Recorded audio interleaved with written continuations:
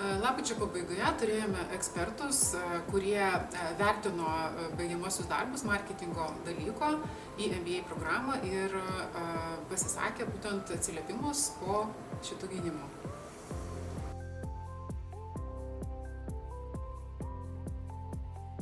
Smagu, kad žmonės skiria tiek daug laiko ir dėmesio marketingui. Ir dar smagiau, kad vadovai pamato, koks sudėtingas, kompleksinis ir kombinuotas marketingas yra. Manyčiau, kad daugelis komandų tikrai strategiškai pasižiūrėjo šituos klausimus, perėjo tai, kas numatyta strategijoje, tam, kad strategija būtų gerai parengta, perėjo tam tikrus etapus. Aš sakyčiau, kad yra tikrai nuostabūs studentai. Ir pirmiausia, tai palinkėčiau nepažiūrėti tai tiesiog kaip į biurokratinį tokį dalyką, kad įvertinome, praėjo, egzaminas, o iš tiesų studentų darbuose buvo daug labai gerų patarimų.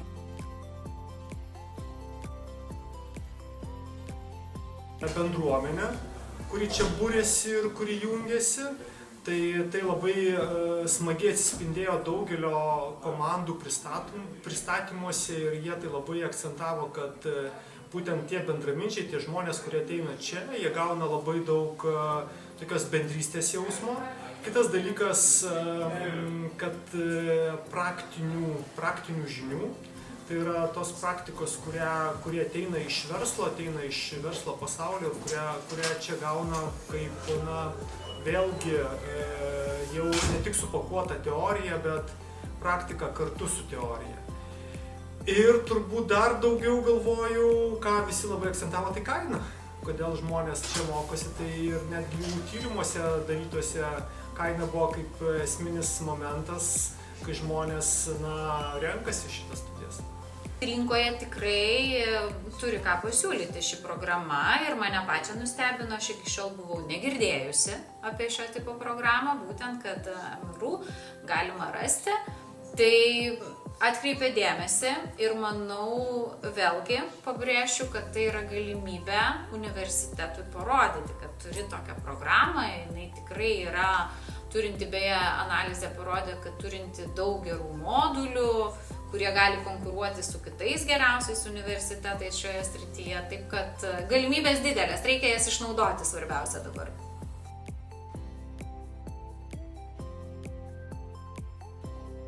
Jo, čia iš tiesų buvo, kaip suprantu, didžioji dauguma vadovų, įmonių, įvairiausio lygio vadovų, tai man pasirodė, kad jie labai linksmi, labai išradingi, žmonės, kurie vėlgi vedami savų tikslų, kažkas nori papildomų žinių, kažkas nori asmeninio tobulėjimo ir karjeros galimybės perspektyvoje su tomis žiniomis. Kūrybingi, išmintingi, siekiantis daugiau gyvenime.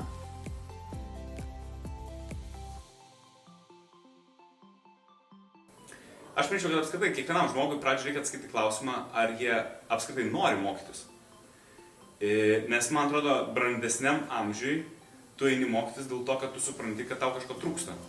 Lyginant su tuo, kad tu, kai stoji į universitetą bakalaurą, tu tikriausiai esi toks stumiamas aplinkos, situacijos, mokyklai gautų egzaminų ir taip toliau. Ir tu realiai turbūt nežinai, ko tau reikia.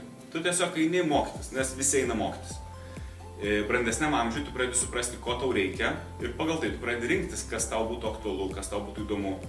Aš galbūt tą patyriau magistrą besimokydamas, nes pamenu tokias situacijas, kur, tarkim, dėstytojas vėluoja.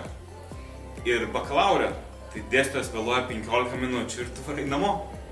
O magistrė, dėstytojas vėluoja, tu ieškai būdų, kaip jam paskambinti ir paklausti, kodėl jo nėra. Tai man atrodo, MBA yra ta dalis, kur tu eini dėl žinių, tam, kad tu gautum žinių, kad tu taptum turbūt geresniu žmogumi. Pirmiausia, aš parekomenduočiau iš tiesų vidutinės grandies vadovui.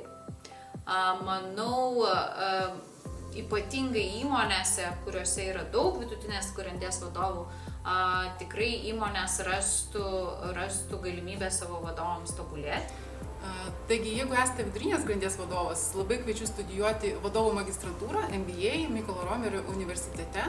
Kodėl? Todėl, kad tik per 9 mėnesius gausite žinių ir vadovavimo žinių. Programa kurta su Amerikos ekspertais ir vietoj popierinio magistrinio darbo mes siūlome simuliacinį žaidimą.